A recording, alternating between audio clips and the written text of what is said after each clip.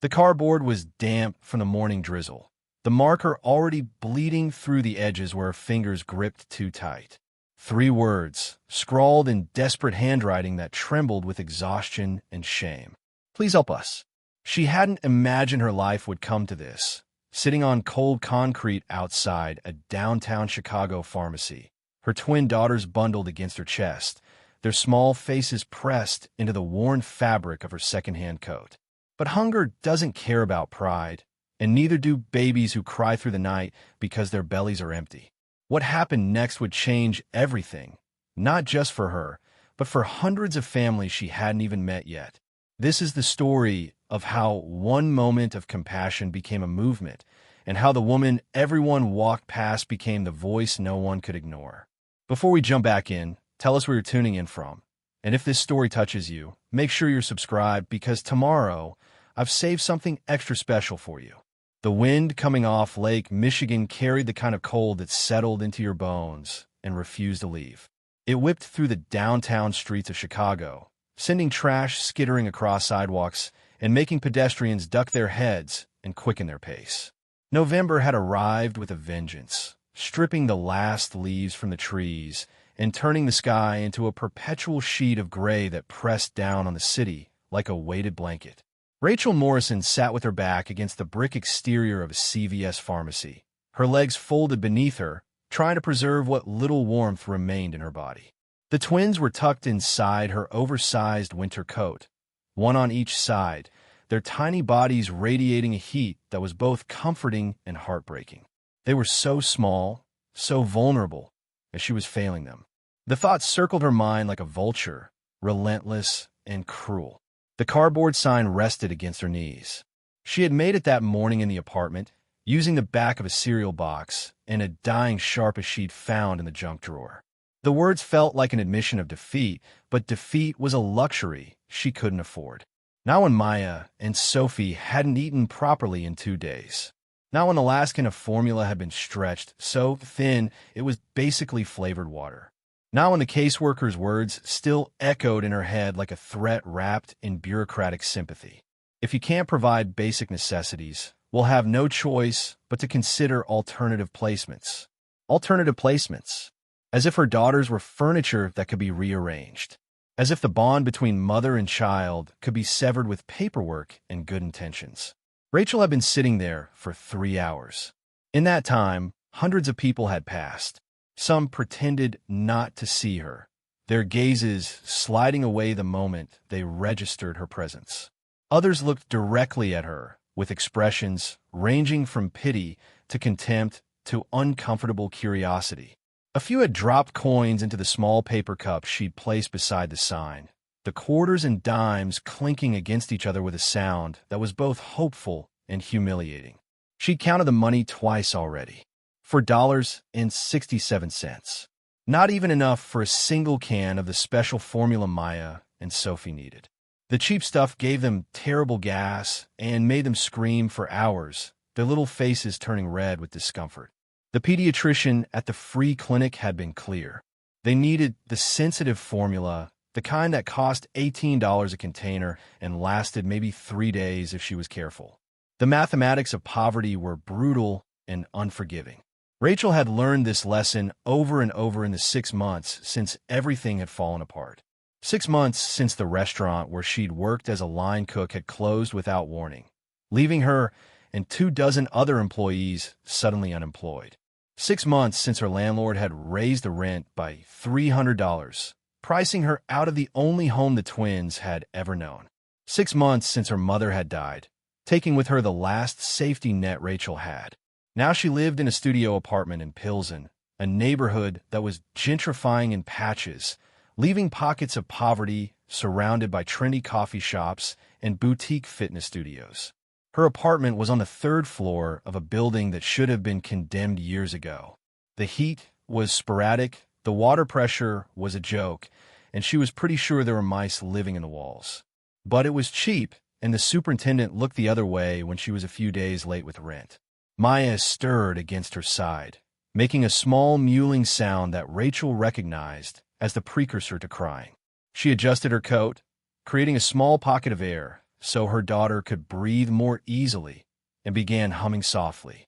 It was a lullaby her own mother had sung, something about mockingbirds and diamond rings.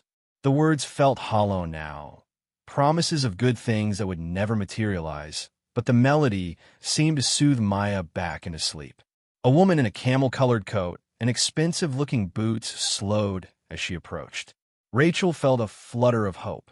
The woman's face was kind, her eyes soft with concern. She reached into her designer purse, and for a moment Rachel thought she might pull out a 20, maybe even a 50. Instead, she produced a business card. "There are resources available," the woman said, her voice gentle but firm.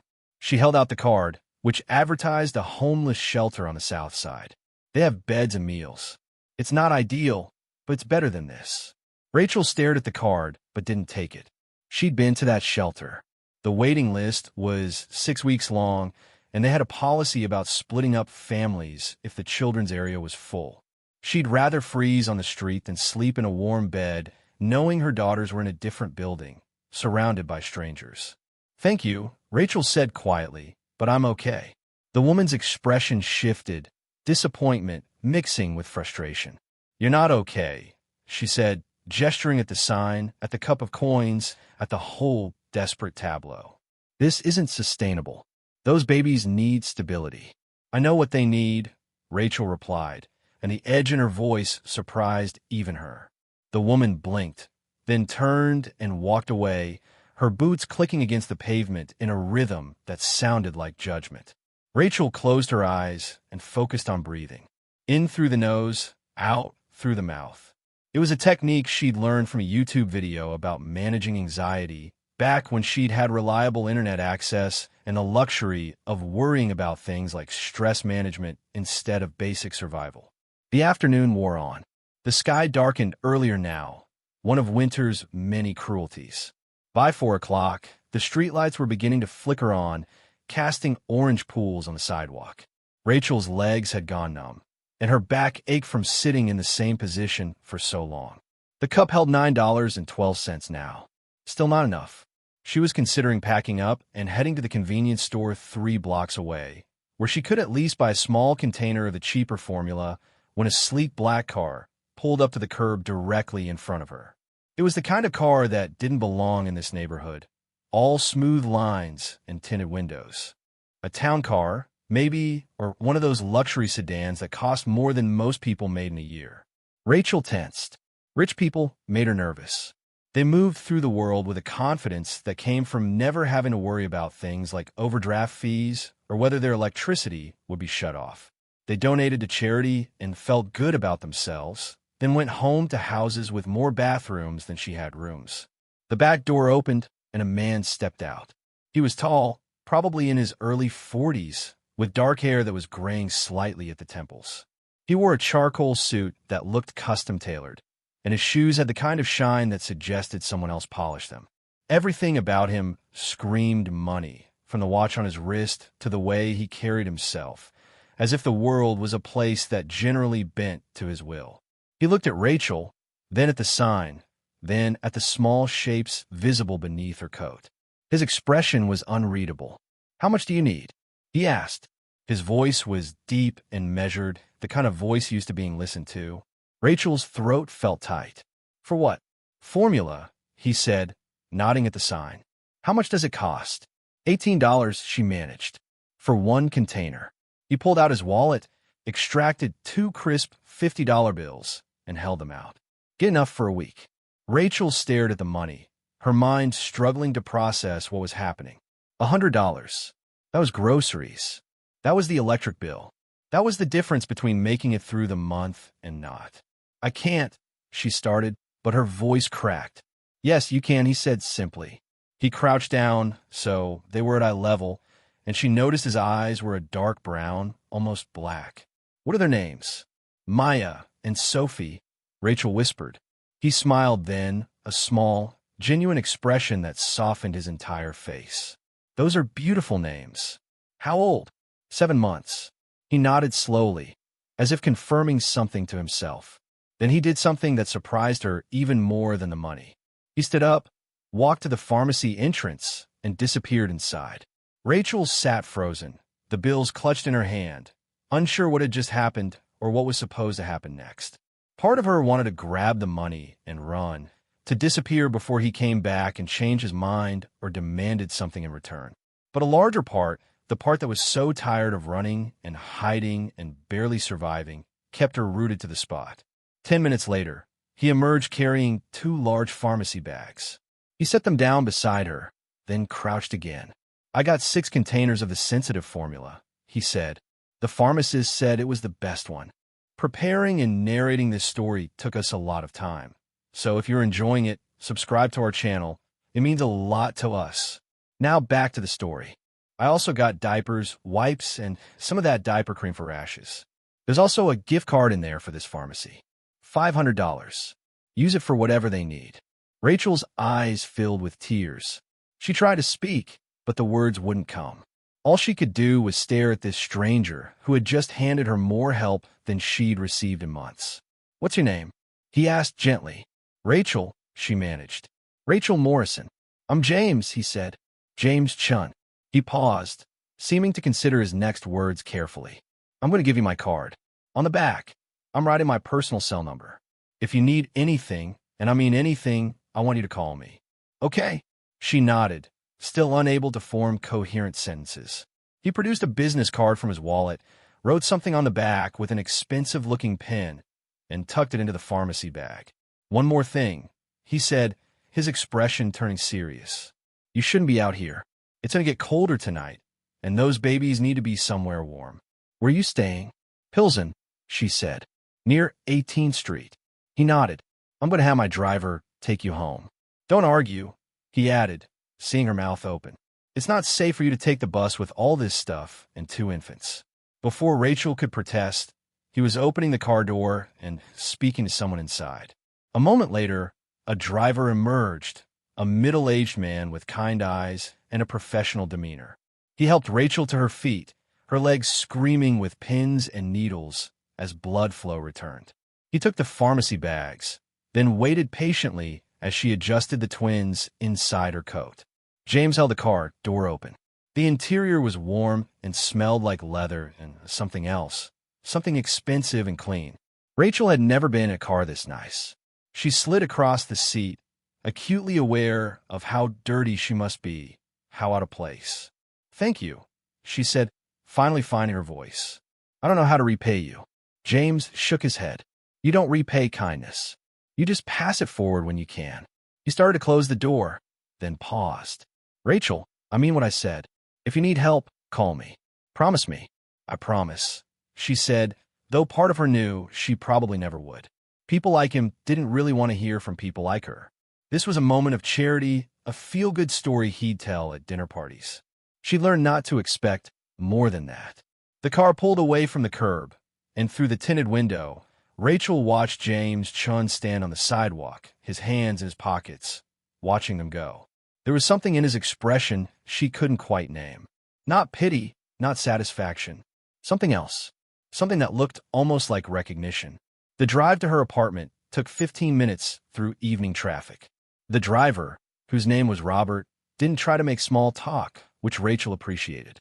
She spent the ride staring out the window at the city passing by, the pharmacy bag secure on the seat beside her, the twins sleeping peacefully against her chest. When they pulled up in front of her building, Robert got out and opened her door, then carried the bags up 3 flights of stairs without complaint. He waited while she unlocked her apartment, helped her carry everything inside, and then tipped his hat before leaving. Rachel closed and locked the door behind him, then slid down to sit on the floor, her back against the wood. The apartment was cold and dim, lit only by the streetlight outside her window.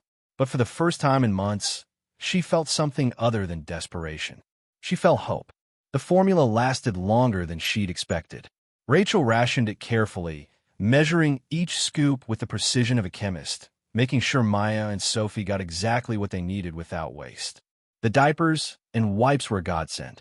She'd been using cloth diapers, washing them by hand in the bathtub with whatever soap she could afford, a process that was both time-consuming and disgusting. Having real disposable diapers felt like a luxury she'd forgotten existed. The gift card sat on her kitchen counter, a small piece of plastic that represented more purchasing power than she'd had in months. She used it sparingly, buying only essentials. A thermometer when Sophie developed a fever. Children's Tylenol. More formula when they started running low. Each transaction felt both necessary and indulgent, a strange cognitive dissonance that came from living so long with nothing. James Chen's business card sat beside the gift card. She looked at it often, reading the embossed letters that spelled out his name and title. Chief Executive Officer, Chen Enterprises. She'd looked up his company on the public library computer during one of her visits. Chen Enterprises was a private equity firm that managed billions in assets. James Chen himself was worth an estimated $3 billion, according to Forbes. The number was so large it felt meaningless. She couldn't conceptualize that kind of wealth. It existed in a realm so far removed from her daily reality that it might as well have been fantasy. But he'd been real. The money had been real. The formula feeding her daughters right now was real. She wondered if he thought about her, or if she'd already faded from his memory, just another charitable act in a life probably full of them. 3 weeks after their encounter, Rachel was at the laundromat on 18th Street, feeding quarters into an ancient washing machine that shook violently during the spin cycle. The twins were in their stroller, both awake and babbling to each other in that mysterious language only they seemed to understand. Maya was chewing on a rubber teething ring, while Sophie was more interested in grabbing her own feet. The laundromat was nearly empty, just Rachel and an elderly man reading a Spanish-language newspaper in the corner. The air was thick with heat and the smell of detergent, and the fluorescent lights hummed overhead like trapped insects. Rachel was folding a load of baby clothes when the door chimed, letting in a gust of cold air and a figure in a dark coat. She looked up out of habit, then froze. James Chun stood in the doorway, looking as out of place in the dingy laundromat as a peacock in a parking lot. He spotted her immediately, and something in his expression shifted. Relief, maybe, or satisfaction at having found what he was looking for. "Rachel," he said, walking toward her. His voice was warm, friendly, as if they were old acquaintances running into each other at a coffee shop. "Mr. Chun," she stammered, acutely aware of the pile of worn baby clothes in her hands, the fact that she was wearing the same coat he'd seen her in before, the overall shabbiness of her surroundings. "James, please," he said, stopping a respectful distance away. "How are you? How are Maya and Sophie?" "We're good," she said, and was surprised to find it was mostly true. "The formula you bought is helping a lot. They're sleeping better." "I'm glad," he said, and sounded like he meant it. He glanced around the laundromat, taking in the peeling linoleum and the machines held together with duct tape. "Is this where you usually come?" "It's the closest one to my apartment," she explained. "And the cheapest." He nodded slowly, and she could see him processing this information, filing it away. "I've been thinking about you," he said, "about your situation." Rachel's stomach tightened. Here it comes, she thought. The other shoe dropping. The revelation of what he actually wanted in return for his help. But what he said next wasn't what she expected. "I want to offer you a job." She stared at him, certain she'd misheard. "What?" "A job," he repeated. "With my company." "Well, not with the company directly. I'm starting something new, a foundation focused on family support services. I need someone who understands what it's like to navigate the systems we're trying to fix. Someone with real experience, not just theoretical knowledge." Rachel's mind was reeling. "I'm not qualified for that. I was a cook. I don't have a college degree." "You're qualified by living it," James said simply. "That's worth more than any degree." He pulled out his phone, scrolled for a moment, then showed her the screen. "This is what I'm proposing. An actual position with a real salary, benefits, childcare included. You'd be working with families, helping them access resources, providing support based on your own understanding of what they need." The salary on the screen made Rachel's breath catch. It was more money than she'd ever made, even before everything fell apart. It was enough to afford a real apartment, to buy food without counting every penny, to maybe even start rebuilding some kind of life. "Why?" she asked, her voice barely above a whisper. "Why me? You don't even know me. I know you're a mother who sat on a cold sidewalk to make sure her children ate," he said quietly. I know you didn't give up even when you had every reason to. That tells me everything I need to know about your character." Tears pricked at Rachel's eyes. She looked down at Maya and Sophie, who were watching this conversation with wide, curious eyes, as if they understood something important was happening. "What if I'm not good at it?" she asked, voicing her deepest fear. "What if I let you down?" "Then we figure out together," James said. "I'm not expecting perfection, Rachel. I'm expecting honesty and effort. Can you give me that?" She met his gaze and saw something there that made her believe him. Not pity, not charity, but genuine respect. As if he saw her not as a problem to be solved, but as a person with value and potential. "Yes," she said. "Yes, I can do that."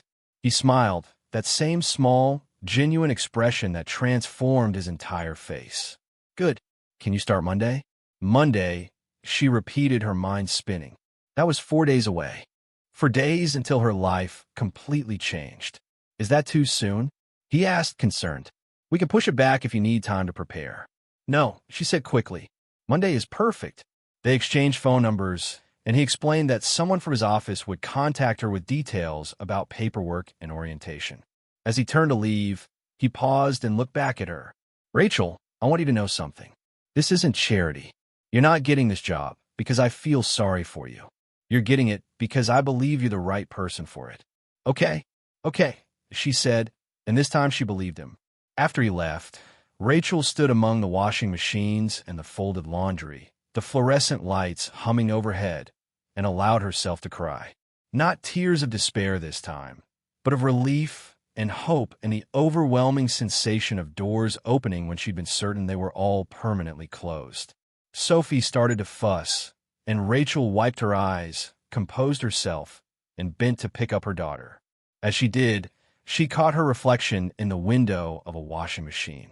She looked tired and worn, her hair pulled back in a messy ponytail, her clothes rumpled and outdated. But there was something else there too, a light in her eyes that hadn't been there before. The faint outline of the person she used to be, and maybe, just maybe, the person she could become again. The weekend passed in a blur of nervous energy and practical preparation. Rachel spent Saturday at the public library, using the computer to research Chun Enterprises and the foundation James had mentioned. She found articles about his business acumen, his philanthropic efforts, his reputation as someone who valued innovation and disruption in equal measure. She also found photos of him at charity galas and business conferences, always in perfectly tailored suits, often surrounded by other wealthy and powerful people.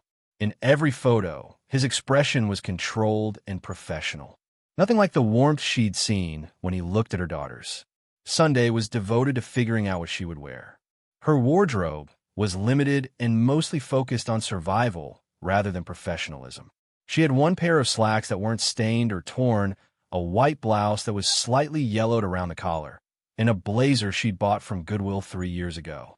She laid the outfit on her bed and stared at it, anxiety gnawing at her stomach.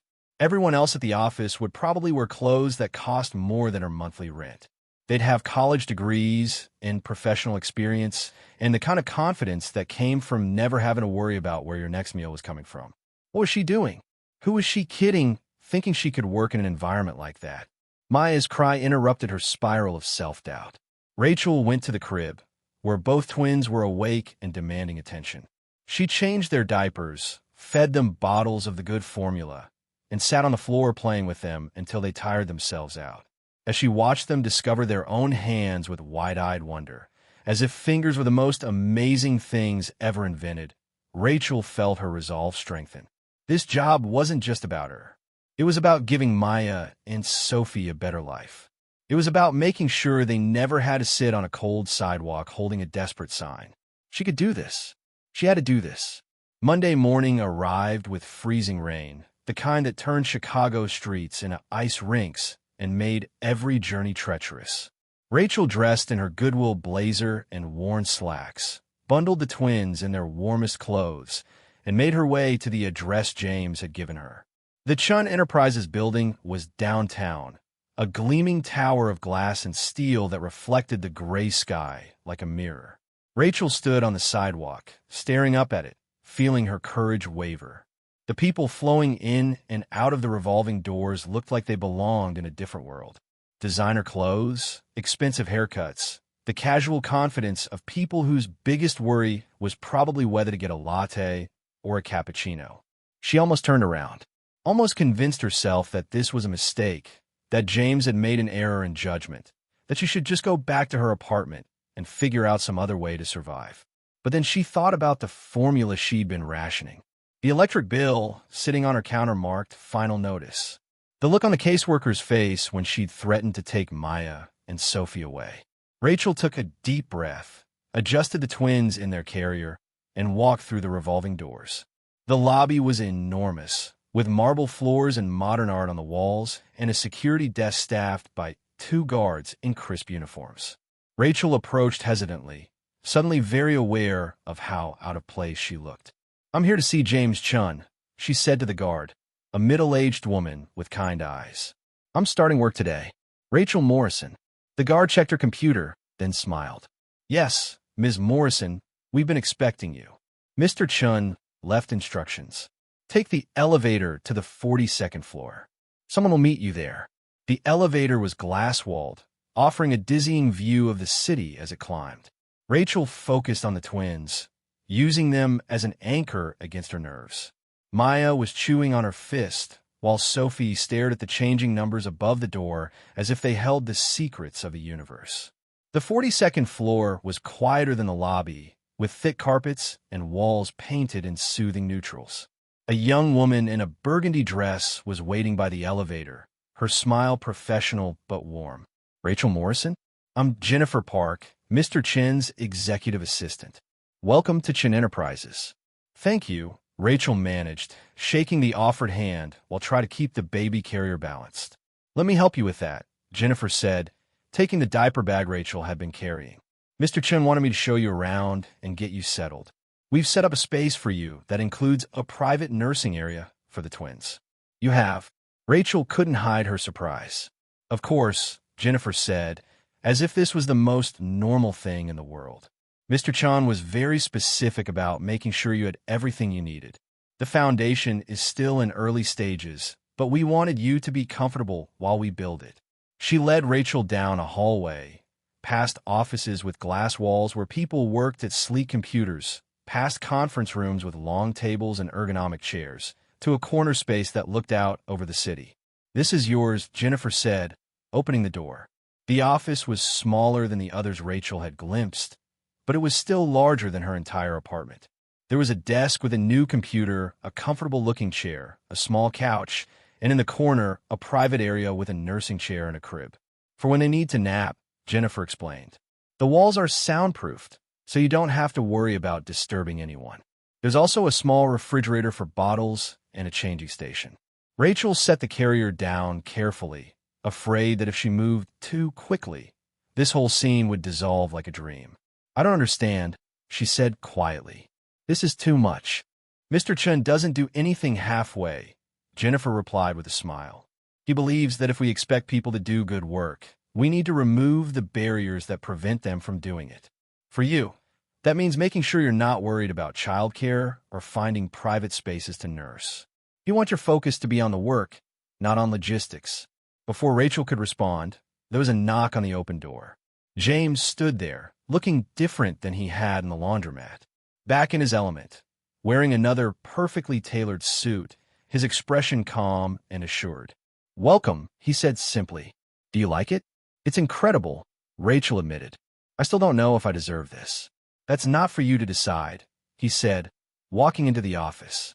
"I made the decision when I offered you the job. Your task now is to prove me right." He smiled at the twins. "And how are our youngest consultants doing?" "They're confused," Rachel said with a small laugh. "I think they thought we were going to the library." "They'll adjust," James said. "Just like you will." He gestured to the couch. "Do you have a few minutes? I wanted to explain exactly what we're building here and what your role will be." They sat, and for the next hour, James outlined his vision for the Chun Family Foundation. It would focus on providing immediate, practical support to families in crisis. Food assistance, housing support, childcare, job training, legal aid. Everything that Rachel had desperately needed and struggled to find. But more than just providing services, he explained, I want to change the way we think about poverty and need. Too many organizations treat people like problems to be processed rather than individuals to be supported. I want this foundation to be different. How? Rachel asked. By hiring people like you, he said simply. People who've lived through it. People who understand that sometimes what someone needs isn't a lecture about budgeting or job skills. Sometimes they just need formula and diapers and someone to tell them they're doing a good job. Rachel felt tears threatening again. She was turning into such a crier lately. How do you know all this? She asked. You're a billionaire. Your life has probably never looked anything like mine. His expression changed, something flickering across his face that looked like old pain. You'd be surprised, he said quietly. My mother raised me and my sister alone. My father left when I was 3. We lived in a studio apartment in Chinatown for people in 500 square feet. My mother worked 3 jobs and still barely kept us fed. Rachel stared at him, trying to reconcile this story with the man sitting before her in his $1,000 suit. I was lucky, James continued. I got scholarships, made the right connections, had opportunities that not everyone gets. But I remember what it felt like to be hungry. I remember my mother crying when she thought we were asleep because she couldn't afford the field trip fee. I remember all of it. He met Rachel's eyes. That's why I stopped that day. Why I couldn't just walk past you. I saw my mother in you. The office was quiet except for the soft sounds of Maya and Sophie beginning to stir. Rachel didn't know what to say. Every assumption she'd made about this man, about his motivations, about what he wanted from her, was crumbling and reforming into something more complex. So yes, he said, his voice stronger now, you deserve this job. Not because I feel sorry for you, but because you have something most people in this building don't have. You have perspective. You understand what we're trying to fix because you've lived in the broken system. That makes you invaluable. I'll do my best, Rachel said. I promise. That's all I ask, James replied. He stood, signaling the end of their meeting. Jennifer will get you set up with all the paperwork and computer access. Take today to get comfortable with the space and the systems. Tomorrow, we'll start the real work.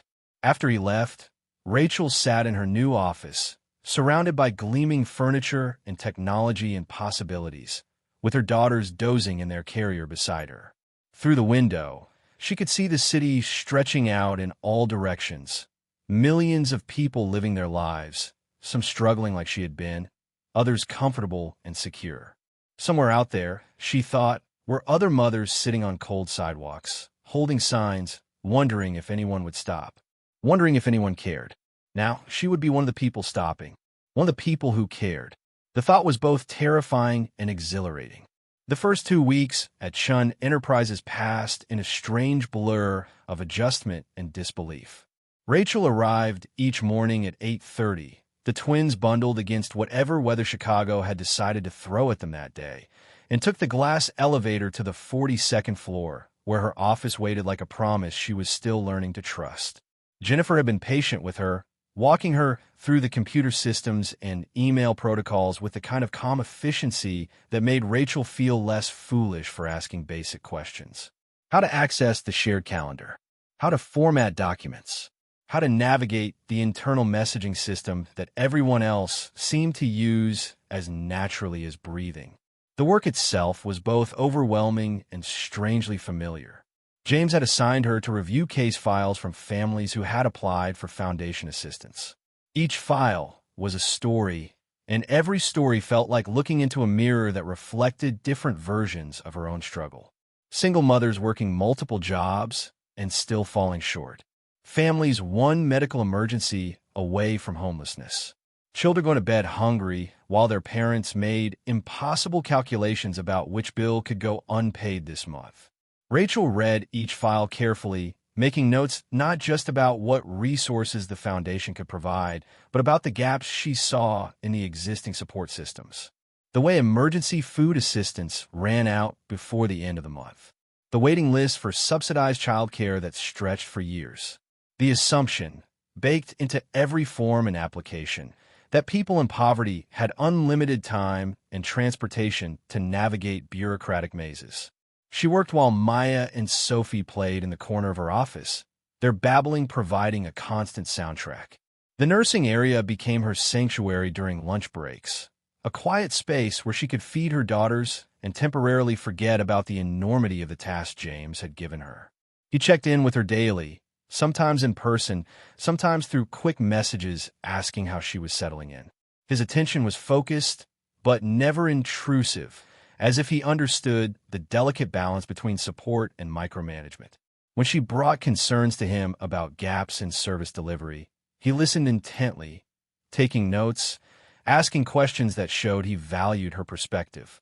On Friday of her second week, Rachel was reviewing a particularly heartbreaking case when her phone rang. The caller ID showed a number she didn't recognize with a local area code. She almost let it go to voicemail, but something made her answer. The voice on the other end was male, rough around the edges, and achingly familiar. "Hello, Rachel." Her blood turned to ice.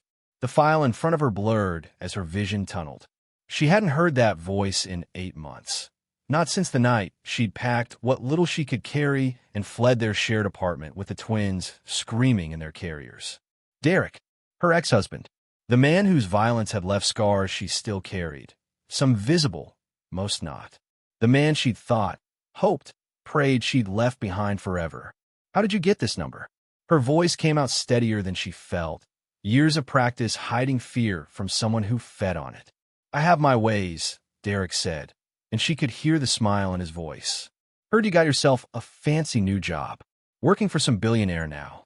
Moving up in the world." Rachel's hand tightened on the phone.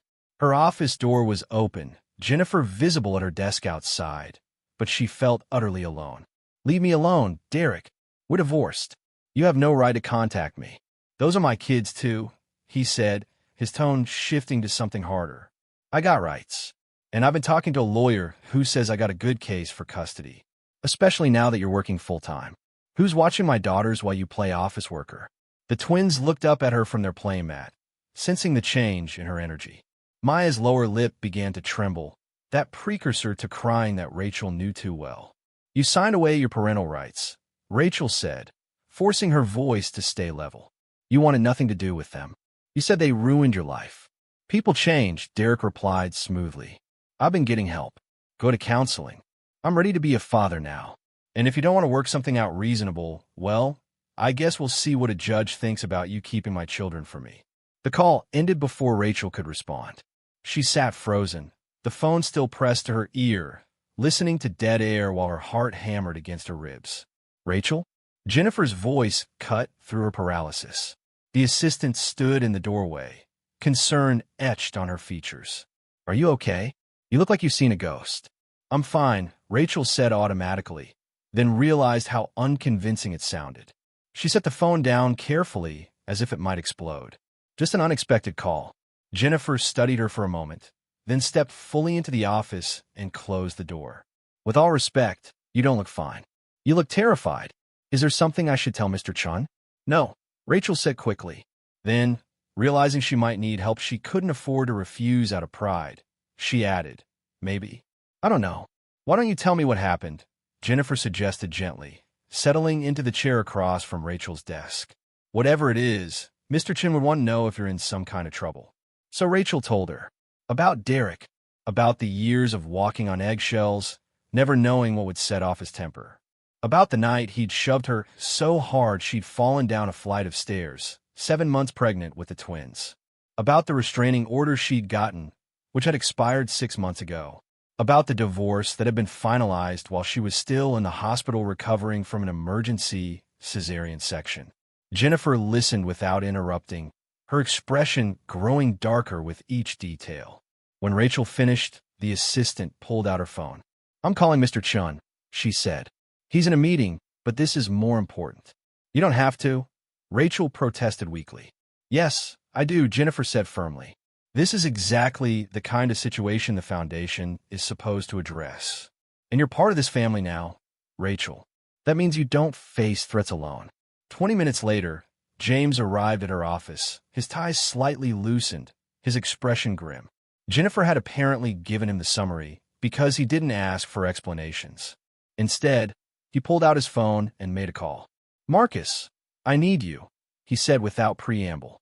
42nd floor, my associate's office. It's urgent. Rachel wanted to protest, to say this was too much, that she could handle it herself. But the truth was she couldn't. She'd been barely surviving when James found her, and Derek's reappearance threatened to tear apart the fragile stability she'd only just begun to build. Marcus turned out to be Marcus Williams, head of security for Chin Enterprises. He was a former police detective, broad-shouldered and serious, with eyes that assess situations with professional detachment. He listened to Rachel's story, asked detailed questions about Derek's history and the threats he'd made, and took notes in a small leather-bound notebook. "First thing, we're getting you a new phone number," Marcus said. "One that's unlisted and harder to trace. Second, I'm assigning someone to keep an eye on your apartment building. Discreetly, just to make sure he's not watching your place." "That's not necessary," Rachel started, but James cut her off. "Yes, it is," he said quietly. "Rachel, this man hurt you while you were pregnant. He's making threats about custody. This isn't something to take lightly." "He signed away his rights," Rachel said, hearing the desperation in her own voice. "He has no legal claim." "Legal doesn't always matter to people like him," Marcus said bluntly. "What matters is what he thinks he can get away with. Guys like this, they see their ex-partners moving forward, building new lives, and they can't stand it. It's about control." The words hit Rachel like a physical blow because they were true. Derek had never actually wanted to be a father. What he wanted was to make sure she stayed trapped, stayed afraid, stayed within his reach. "There's something else we need to discuss," James said, and his tone made Rachel's stomach clench. "Your safety, both yours and the twins. I think you should consider staying somewhere else for a while. Somewhere he doesn't know about." "I can't afford that," Rachel said automatically. "My apartment is cheap. Anything else would eat up my entire paycheck." James exchanged a glance with Marcus, some silent communication passing between them. "I have a property," James said carefully. "A townhouse in Lincoln Park. It's been empty since the last tenant moved out 3 months ago. You could stay there. No rent." "I can't accept that," Rachel said immediately. "You've already done too much." "Rachel," James said, leaning forward, his expression intense. "Let me tell you something about men like your ex-husband. They rely on isolation, on their victims having nowhere to go, no resources, no support system. Every time you refuse help out of pride, you're giving him exactly what he wants." The words stung because they were accurate. How many times had she stayed in dangerous situations because leaving seemed impossible? How many times had she accepted mistreatment because she believed she had no other options? "What about my stuff?" she asked quietly, a concession disguised as a question. "My apartment has all our things." "We'll move everything," Marcus said. "I can have a team pack up your apartment tomorrow. Take everything to the new place. You and the girls don't even have to be there." Rachel looked down at Maya and Sophie, who had fallen asleep on their playmat, tiny chests rising and falling in perfect synchronization. They trusted her completely, depended on her for everything. Could she really let her pride put them at risk? "Okay," she said softly. "Okay, we'll move." The relief on James's face was palpable. "Good. That's good. Marcus will coordinate everything. And Rachel," he added, his voice dropping, "I know this feels like too much. Like you're accepting charity or losing your independence. But that's not what this is. This is just making sure you're safe so you can do the work you're hired to do." She nodded, not trusting herself to speak without crying. The move happened with startling efficiency. The next morning, Saturday, Rachel met Marcus at her Pilsen apartment with the twins. A moving crew was already there, professional and quick, boxing up her meager possessions with care. It took them less than 3 hours to pack everything she owned. The townhouse in Lincoln Park was in a different world. Tree-lined streets, brick buildings with window boxes, coffee shops with outdoor seating even in November. The kind of neighborhood where people walked small dogs in expensive sweaters and discussed farmers markets and yoga classes. The townhouse itself was 3 stories of exposed brick and hardwood floors, with large windows that let in floods of natural light. The furniture was minimal but high quality, all clean lines and neutral colors. There was a washer and dryer in the unit, a luxury Rachel had almost forgotten existed. The kitchen had granite countertops and appliances that looked like they'd never been used. "This is too much," Rachel said for what felt like the 100th time. James had insisted on being there for the move, dressed down in jeans and a sweater that probably cost more than her monthly salary. "It's a house," James said simply, and was sitting empty. "Now it's being used. That's not charity. That's practical." Marcus's team did a security sweep, installing new locks and a video doorbell system. The detective showed Rachel how to use the app on her phone, how to check it was at the door before answering, how to save footage if she needed it for evidence. "Your ex doesn't know about this address," Marcus reminded her. "But if he somehow finds it, I want you to call me immediately. Don't try to handle it yourself. Don't open the door. Just call." Rachel nodded, overwhelmed by the choreography of protection being built around her. By evening, everything was unpacked and arranged. The moving crew had gone, and Marcus had left after one final check of all the locks and windows. James remained, helping Rachel set up the twins' cribs in one of the upstairs bedrooms. "This room gets good morning light," he observed, adjusting the blinds. "They'll probably wake up earlier here." "How do you know that?" Rachel asked, surprised. "My sister has 3 kids," James said with a small smile. "I've learned more about childcare than I ever expected." He stepped back, surveying their work. "This looks good. Safe." They went downstairs, where Rachel made tea in the gleaming kitchen while James sat at the island, looking incongruous in the domestic space. He was always so composed, so certain, but here in this house, helping her escape from danger, he seemed almost vulnerable. "Can I ask you something?" Rachel said, setting a mug in front of him. "Of course. Why are you doing all this?" she asked. "And please don't say it's just because you see your mother and me, or because I'm qualified for the job. This is beyond that. You're protecting me like I'm family." James was quiet for a long moment, his fingers wrapped around the mug, steam rising between them. When he finally spoke, his voice was low and measured. "When I was 12, he said, my mother got involved with a man. His name was Robert. At first, he seemed nice. Brought us groceries, fixed things around the apartment, paid attention to my sister and me. My mother was so tired all the time, working those 3 jobs. I think she was just relieved to have someone help carry the weight."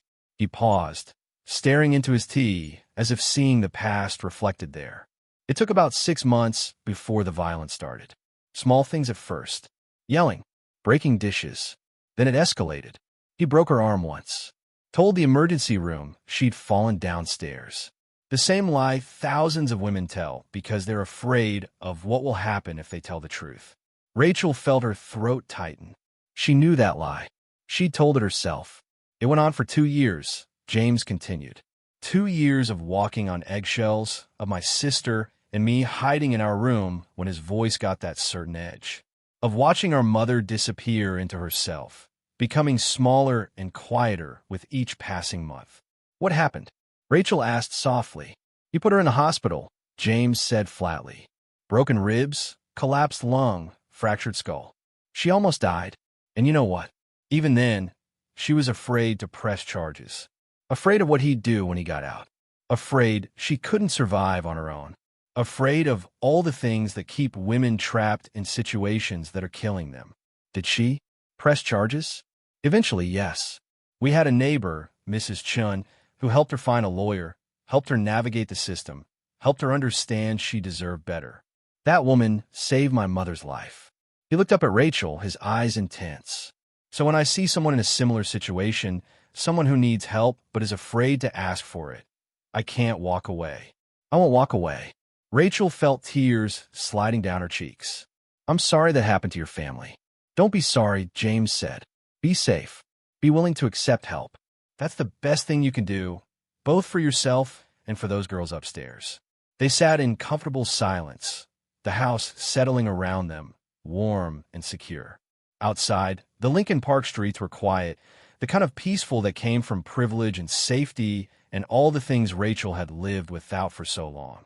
"Thank you," she said finally, "for all of this, for seeing me as worth saving." "You were always worth saving," James replied. "You just needed someone to show you that." After he left, Rachel walked through the townhouse, checking locks, making sure everything was secure. The twins were asleep in their new cribs, exhausted from the day's excitement. She stood in their doorway, watching them sleep, and felt a fierce surge of determination. Derek would not take this from her, would not drag her back into fear and instability, would not use her children as weapons in whatever twisted game he was playing. She had resources now, support, people who believed she deserved safety and dignity. For the first time in years, Rachel felt like she might actually be strong enough to fight back. Sunday morning arrived with pale sunshine filtering through the townhouse windows. Rachel woke early, disoriented for a moment by the unfamiliar ceiling, the quality of light, the absence of street noise that had been the constant soundtrack of her Pilsen apartment. The twins were still sleeping, giving her a rare moment of quiet. She made coffee in the pristine kitchen, then sat at the island with her phone, scrolling through the messages that had accumulated overnight. One was from James, sent at 11:30 the previous night. Just checking that you're settled. Let me know if you need anything. Another was from Marcus, with a photo attached showing a view of the townhouse from across the street. Got eyes on your place. All quiet. Sleep well. The care in these messages, the attention to her well-being, still felt foreign. Rachel had spent so long fending for herself, trusting no one, that accepting help required a kind of vulnerability she wasn't sure she possessed. But she was learning. The day passed quietly. Rachel unpacked boxes, organized the twins' things, explored the neighborhood. Lincoln Park was beautiful in the late autumn light, all red brick and bare trees, and the kind of calm prosperity that felt like a different country. She found a small park 2 blocks away, where mothers pushed strollers and joggers ran past. She sat on a bench, Maya and Sophie bundled in their carrier, and watched people live lives that looked effortless. No one here seemed to be counting pennies or worrying about eviction notices. Their problems probably involve things like which private school to choose or whether the kitchen remodel should include marble or quartz countertops. Rachel felt a pang of something that might have been envy or might have been grief for all the years she'd spent just trying to survive. But beneath it was something else, a fragile, growing sense that maybe she belonged here too, that maybe safety and stability weren't luxuries reserved for other people. Her phone buzzed. Another unknown number. Her heart seized, but when she answered, the voice was female and professional. Ms. Morrison? This is Catherine Walsh from Legal Aid Society. Mr. Chin's office contacted us about your situation. I'd like to schedule a consultation to discuss your options regarding your ex-husband's threats. Rachel exhaled shakily. Yes, I'd like that. They scheduled an appointment for Tuesday afternoon. When the call ended, Rachel sat very still, processing the realization that while she'd been unpacking boxes and exploring her new neighborhood, James had been quietly building a fortress of protection around her. Monday morning, Rachel returned to work with a strange mix of anxiety and determination. The weekend had been peaceful, but Derek's call still echoed in her mind, a reminder that peace was always temporary for people like her. Jennifer greeted her with a warm smile and a coffee from the expensive place on the first floor. I figured you could use this, the assistant said. Marcus briefed Mr. Chin this morning. Everything was quiet all weekend. Thank you, Rachel said, accepting the coffee gratefully. For everything. I know you probably didn't sign up for workplace drama when you took this job. Jennifer laughed. You clearly don't know what it's like working for James Chun. Drama is part of the job description. But this isn't drama. This is a human being needing support. That's literally what we're here for. James appeared in her office doorway around 10, carrying a folder. Good morning. How was the first night in the new place? Quiet, Rachel said. Really quiet. I'm not used to not hearing sirens and arguments through the walls. You'll adjust, he said, settling into the chair across from her desk. The twins were on their playmat, chewing on soft blocks with intense concentration. I wanted to brief you on something. Marcus did some digging into Derek's activities over the weekend. Rachel's stomach clenched. And? He's been staying at a motel in Cicero. Hasn't tried to approach your old apartment, which means he probably doesn't know you've moved yet. But he has been making calls to family lawyers, shopping around for someone willing to take his case. Can he actually get custody? Rachel asked, voicing her deepest fear. Even though he signed away his rights? Catherine Walsh will have better information on that, James said. But from what I understand, it's extremely difficult to reverse a termination of parental rights, especially when there's documented history of domestic violence. He might try, but he'd have an uphill battle. But he could try, Rachel pressed. He could drag me into court, make me prove over and over why he shouldn't be around our children. Yes, James admitted. He could do that. And if he does, we'll make sure you have the best legal representation available. But Rachel, he leaned forward, his expression serious. You need to understand something. Men like Derek operate on intimidation. They make threats because they want you scared and compliant. Actually following through takes effort and money and persistence. Most of them don't have it. You don't know him, Rachel said quietly. When he wants something, he doesn't stop.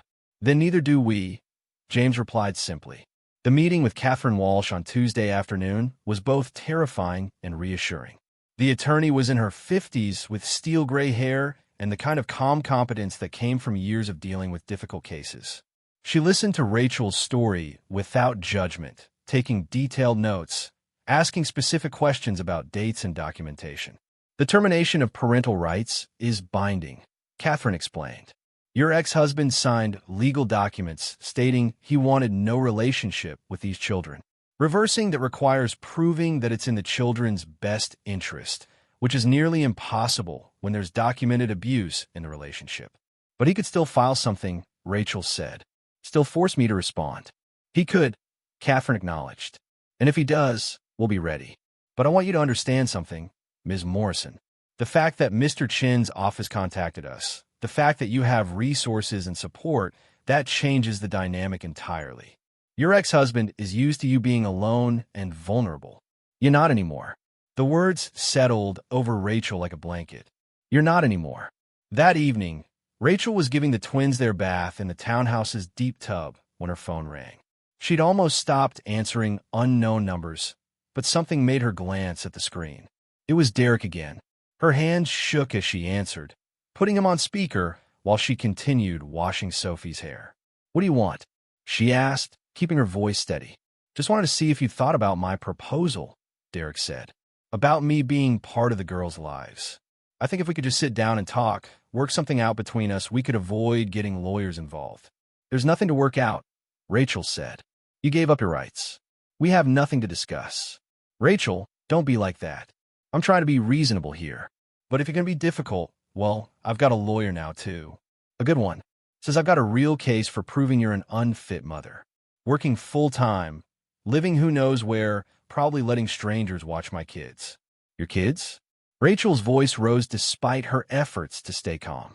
You said they ruined your life. You said you wished they'd never been born. I have those texts, Derek. Catherine has them, too. There was a pause on the other end. Who's Catherine? My attorney, Rachel said, and felt a surge of satisfaction at the words. From Legal Aid Society. She's very interested in your threats. The silence stretched longer this time.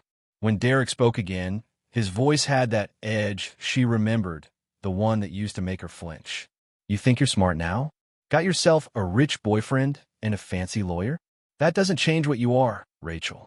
You're still the same scared girl I married. And those are still my daughters. Stay away from us, Rachel said, and ended the call. Her hand was shaking so hard she nearly dropped the phone. Sophie, sensing her mother's distress, began to whimper. Rachel took a deep breath, forced herself to calm down, and finished bathing both girls with methodical care. After they were asleep, she called Marcus and reported the conversation. He listened without comment, then said, "We're recording everything now. His threats are being documented. If this escalates, we'll have a solid case for a restraining order." If it escalates, Rachel repeated. You mean when? Probably, Marcus agreed. But we're ready.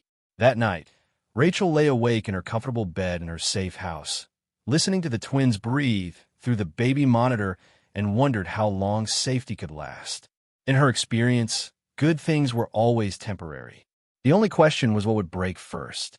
The call came on a Thursday afternoon 3 weeks later, just as Rachel was reviewing grant applications from families seeking emergency assistance. Marcus's voice was tight with controlled urgency. Derek's been spotted 2 blocks from the townhouse. Security camera caught him walking past 3 times in the last hour. He's circling. Rachel's blood went cold. The twins were napping upstairs, completely unaware that danger was prowling the streets outside. How'd he find me? We're still working that out, Marcus said. But right now, we need to focus on keeping you safe. How about officers on the way? Don't open the door for anyone except people you recognize. I'm sending you photos of the response team now. Rachel's phone buzzed with incoming images. 4 serious faces, all professionals Marcus had vetted personally. Okay, she whispered, moving to the window to peer through the curtains. I see him. He's across the street, pretending to look at his phone. Derek stood beneath a bare tree, his posture deceptively casual, but Rachel knew that stance. The false relaxation that masked coiled tension. He was planning something, working out angles, looking for weaknesses. Stay away from the windows, Marcus instructed. I'm 3 minutes out. Those 3 minutes stretched like hours. Rachel sat on the floor between the couch and the coffee table, her phone clutched in one hand, listening to every sound. A car door closing made her jump. Footsteps on the sidewalk sent her heart racing. The house that had felt like sanctuary now felt like a cage. When the doorbell rang, she checked the video feed with shaking hands. Marcus filled the screen, his expression grim. She let him in along with 2 other security personnel who immediately began checking sight lines and window locks. He's gone, Marcus reported. Took off when he saw our vehicles approaching. But we need to talk about next steps because this situation is escalating faster than I'd like. What does that mean? Rachel asked, though she already knew. It meant Derek wasn't going to stop. It meant safety was an illusion and peace was temporary, and all the progress she'd made was built on sand. It means we petition for an emergency restraining order tonight, Marcus said. It means we document everything. And it means he paused, glancing at his colleagues. We might want to consider a more secure location until this resolves. More secure than this? Rachel gestured at the townhouse with its alarm system and security cameras and reinforced locks. There are facilities designed for exactly this situation, Marcus explained gently. Safe houses with 24-hour security. Places where he can't find you even if he searches. Rachel thought about uprooting the twins again, about living in hiding, about letting Derek's violence dictate the terms of her existence. No, she said firmly. I'm not running anymore. I'm not going to live in fear just because he can't accept that I left. Marcus exchanged glances with his team. Ms. Morrison, one of them began, a woman with close-cropped hair and steady eyes. I understand the impulse. But your ex-husband has demonstrated he's willing to violate your privacy and safety. The restraining order is just paper. It doesn't stop bullets or fists. Then what does? Rachel demanded. How long am I supposed to hide? How long before I get to actually live my life instead of just surviving his threats? The room fell silent. It was the question that had no good answer, the reality that domestic violence survivors faced every day. The system could offer protection, but protection was never guaranteed. Safety was always provisional, always dependent on the abuser choosing to respect boundaries they'd already violated. James arrived 20 minutes later, his usual composure cracked around the edges. He'd been in meetings all afternoon, but had left immediately when Marcus contacted him. His eyes went to Rachel first, scanning her for visible harm, then to the twins who were now awake and playing obliviously with their toys. Tell me everything, he said to Marcus. The security chief gave a concise briefing. Derek's appearance, his surveillance pattern, the way he'd fled when professional security arrived. The gaps in their intelligence about how he'd located the townhouse. The recommendations for next steps. When Marcus finished, James turned to Rachel. What do you want to do? It was the first time anyone had asked her that. Everyone else had told her what she should do, what was safest, what made logical sense. But James was asking what she wanted, as if her desires mattered as much as her security. I want him gone, Rachel said. Not just away from me. I want him arrested. I want consequences for what he's doing. That's harder than it sounds, Marcus warned. Stalking laws require patterns of behavior. Walking on a public street, even repeatedly, isn't necessarily criminal unless we can prove intent. He threatened me on the phone, Rachel countered. He's harassing me. He signed away his rights. and now he's demanding access. That has to count for something. It does, James said quietly, and we're going to use it. Catherine Walsh is already preparing the restraining order petition. We'll file it tomorrow morning with all the documentation we've gathered. Phone records, witness statements, security footage. Everything. And when he violates it, Rachel asked, because he will. You know he will. Then he goes to jail, James said simply. But Rachel, we have to be smart about this. We have to do everything by the book so, when it goes to court, there's no question about who the aggressor is. That night, Rachel couldn't sleep. She lay in bed, staring at the ceiling, listening to the house settle around her. Every creak was Derek breaking in. Every distant siren was disaster approaching. The video monitor showed the twins sleeping peacefully, but she couldn't stop imagining scenarios where Derek somehow got to them. Around 2 in the morning, she gave up on rest and went downstairs to make tea. The kitchen was dark except for the light over the stove, casting long shadows across the granite counters. She stood at the window, looking out at the quiet street, and let herself feel the fear she'd been pushing down all day. She was terrified, absolutely bone-deep terrified, not just of Derek's violence, though that was real enough, but of losing everything she'd built, the job that gave her purpose, the home that gave her security, the future she'd started to believe might actually be possible. Her phone buzzed. A text from James, sent from wherever he was at 2 in the morning. Can't sleep either. Want company? She should say no. Should maintain professional boundaries. Should not invite her billionaire boss to her house in the middle of the night. But she typed yes anyway. He arrived 30 minutes later with a thermos of coffee and dark circles under his eyes that match her own. They sat in the living room, not talking much, just being present in each other's insomnia. When I was 17, James said eventually, Robert showed up at our apartment 6 months after he'd been released from jail. My mother had moved 3 times trying to stay hidden, but he found us anyway. He broke down the door at 3 in the morning, drunk and screaming about how she'd ruined his life. What happened? Rachel asked. My sister called the police while I stood between him and my mother with a baseball bat, James said.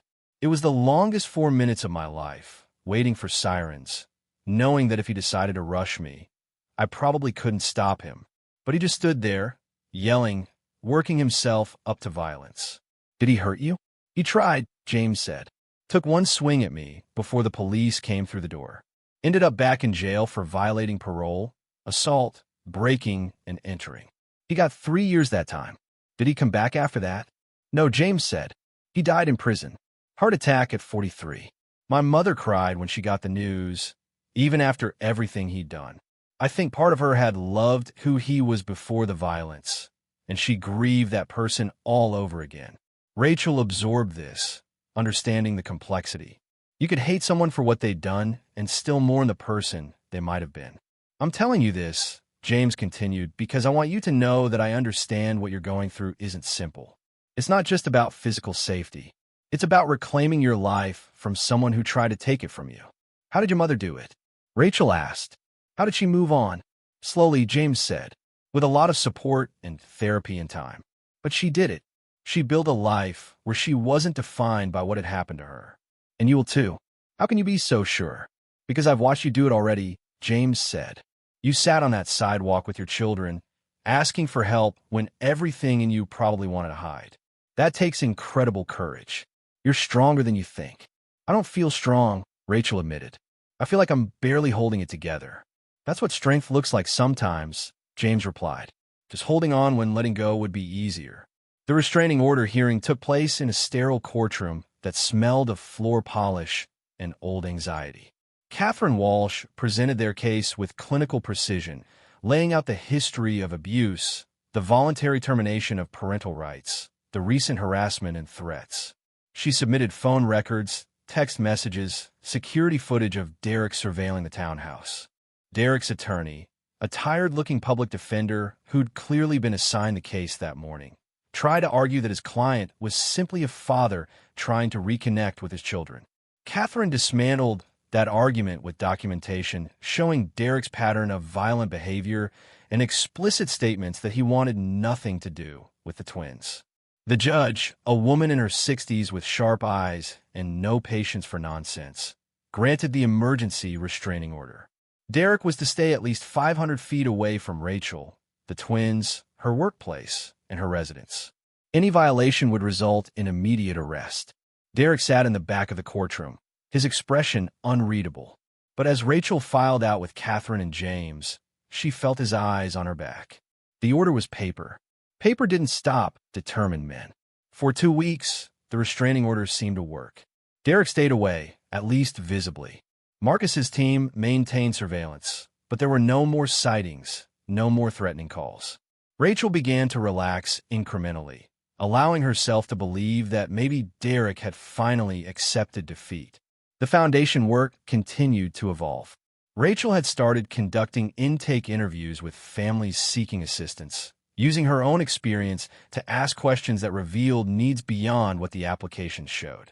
She developed a reputation among the staff as someone who truly understood the people they were trying to help, who could spot gaps in services that others missed. James had been right. Her lived experience was more valuable than any degree. One morning, Rachel arrived at the office to find James waiting in her space, his expression serious. "We need to talk about the foundation's next phase." He laid out plans for a physical location, a community center where families could access multiple services in one place. Childcare, job training, legal assistance, food pantry, medical clinic. Everything coordinated under one roof. "And I want you to run it," James said. Rachel stared at him. "Run it? James, I've been working here for 2 months. I don't have the qualifications to manage something that big." "You have exactly the qualifications needed," he countered. "You know what these families need because you've been there. You understand the barriers because you've faced them. What you don't know about management and administration, we can teach you." The opportunity was staggering. It was also terrifying. "What if I fail? Then we'll figure out what went wrong and try again," James said. "Rachel, I didn't build a successful company by playing it safe. I did it by recognizing talent and taking calculated risks. You're absolutely worth the risk." Before she could respond, her phone rang. "Marcus." Her stomach dropped. "Derek violated the restraining order," the security chief said without preamble. "He approached your old building in Pilsen, apparently looking for you. One of our monitors spotted him and called the police. They arrested him 20 minutes ago." Relief and dread mixed in Rachel's chest. "What happens now?" "Now he gets arraigned for violation of a protective order," Marcus said. "Given his history and the documented threats, the DA is pushing for him to be held without bail pending trial." "How long could that take?" "Weeks, possibly months," Marcus admitted. "But during that time, he'll be in custody. You'll be safe." Rachel ended the call and relayed the news to James. His expression was carefully controlled, but she could see the tension in his shoulders ease slightly. "This is good," he said. "This is what we needed." It should have felt like victory. Derek was in custody, facing real consequences for his actions. But Rachel couldn't shake the feeling that this wasn't over. Men like Derek didn't accept defeat gracefully. Even from a jail cell, he'd find ways to maintain control. She was right. The letters started arriving a week later. Long, rambling missives that alternated between professions of love and detailed threats. Derek wrote about how much he missed her, how they were meant to be together, how she was turning his daughters against him. Then, in the same letter, he described in graphic detail what he planned to do when he got out. How he'd make her pay for humiliating him. How no court order would keep him from what was his. Catherine Walsh filed each letter as evidence. The DA added them to the case file.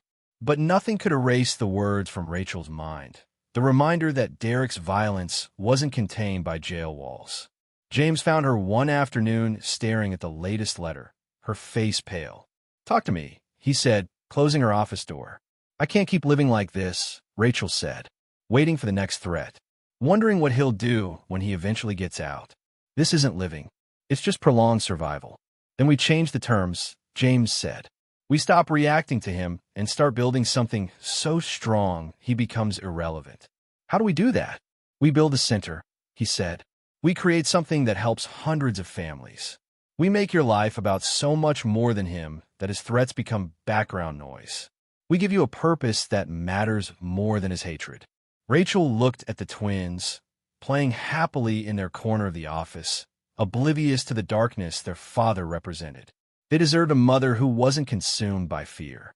They deserved a future built on hope rather than hiding. Okay, she said, let's build it. The next 6 months transformed everything.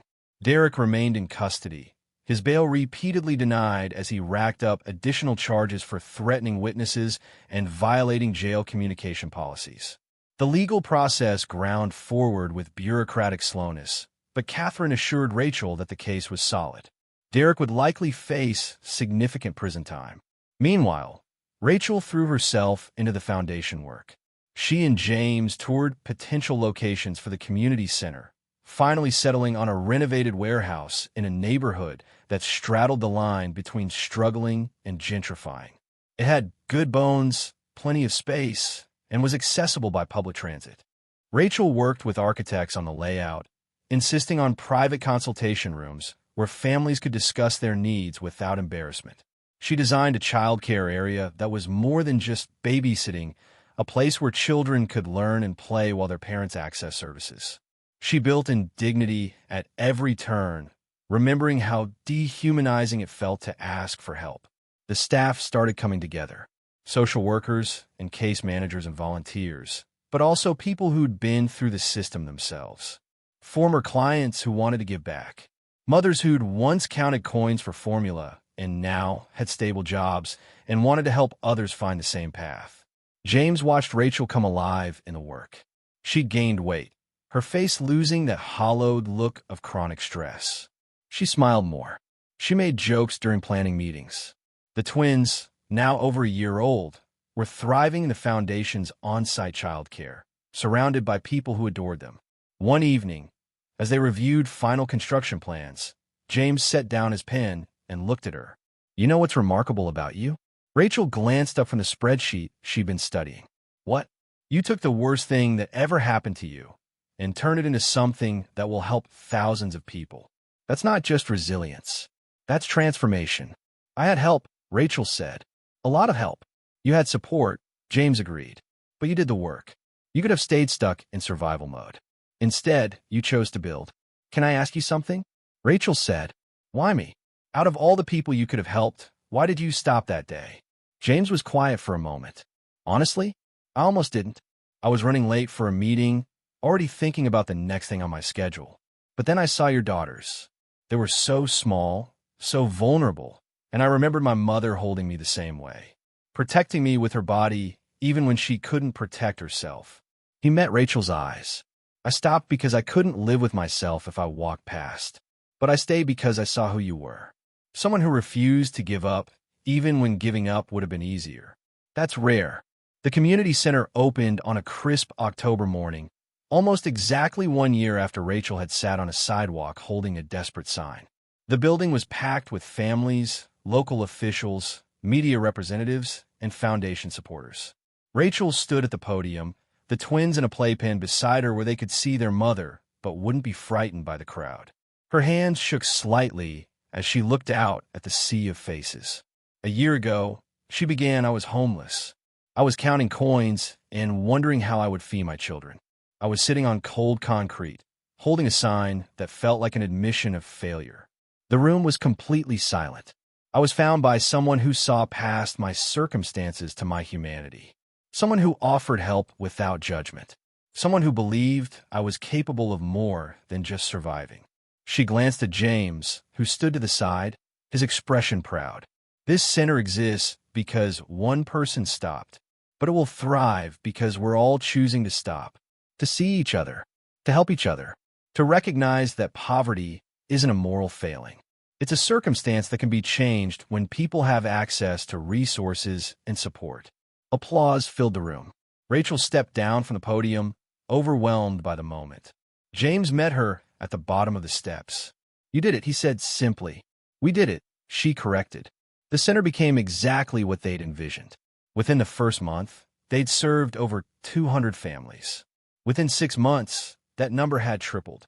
Rachel's inbox filled with messages from mothers who'd found childcare, fathers who'd gotten job training, families who'd avoided eviction because someone had finally helped them navigate the system. Derek's trial concluded during the center's first winter. He was convicted on multiple charges, including stalking, harassment, violation of a protective order, and making terroristic threats. The judge sentenced him to 8 years in prison with no possibility of parole for at least 5.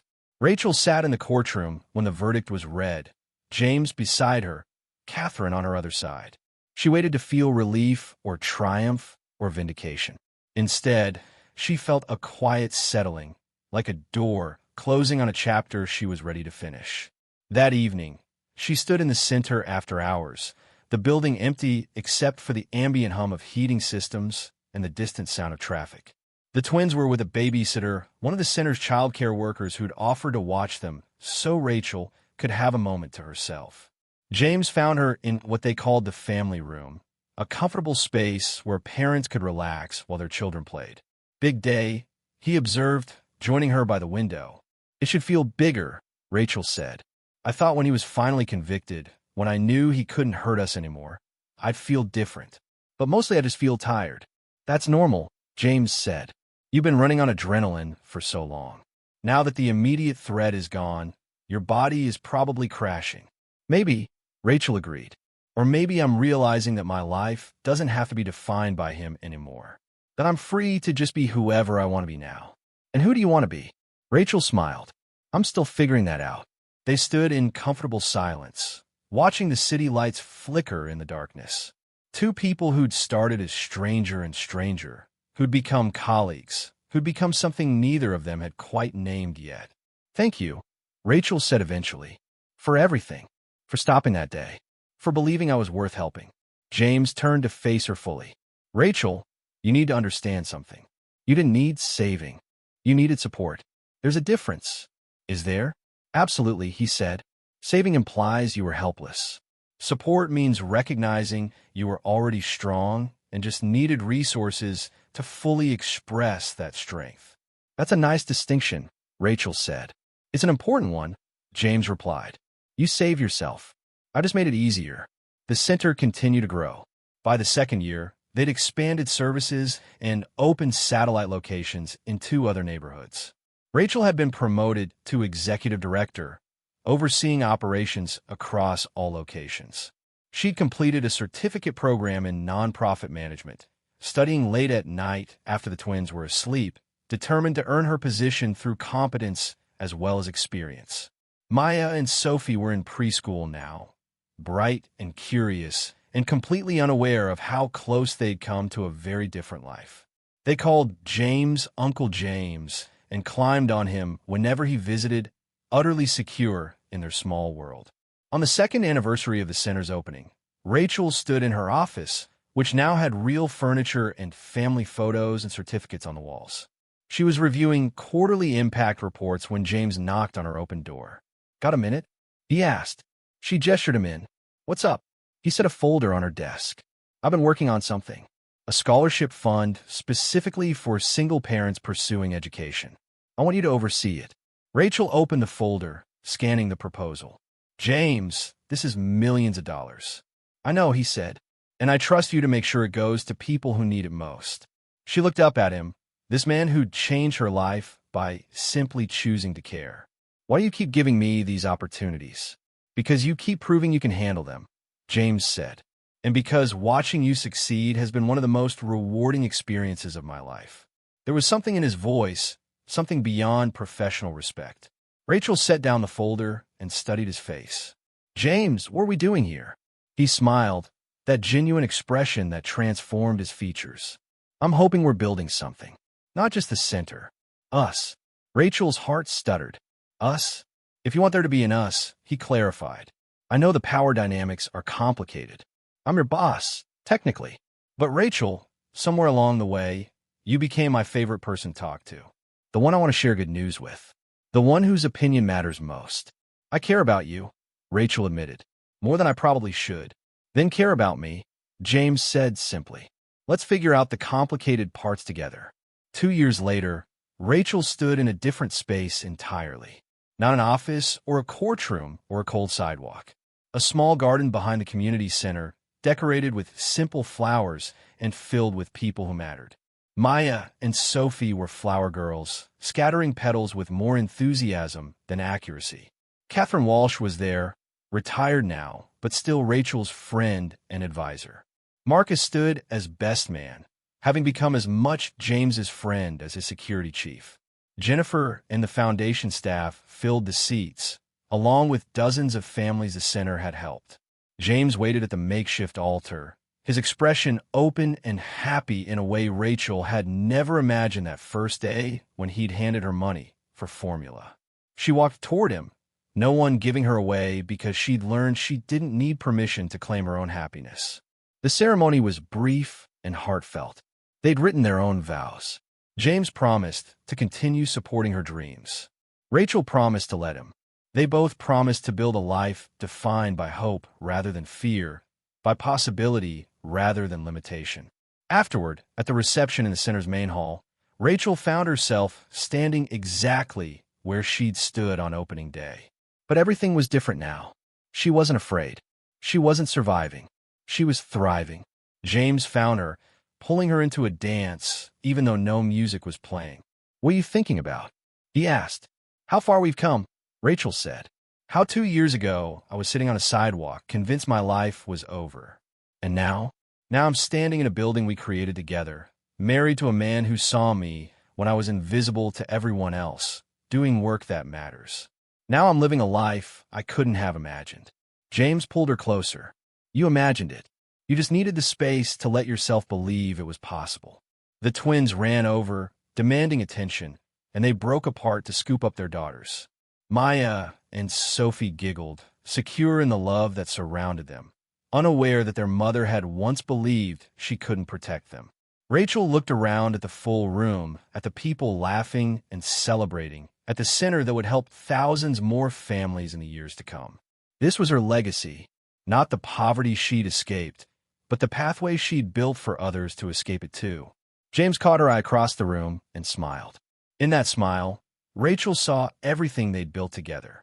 Trust, partnership, love that had grown slowly from respect into something deeper. She smiled back, and for the first time in her life, she felt completely at peace. Up next, you've got 2 more standout stories right on your screen. If this one hit the mark, you won't want to pass these up. Just click and check them out.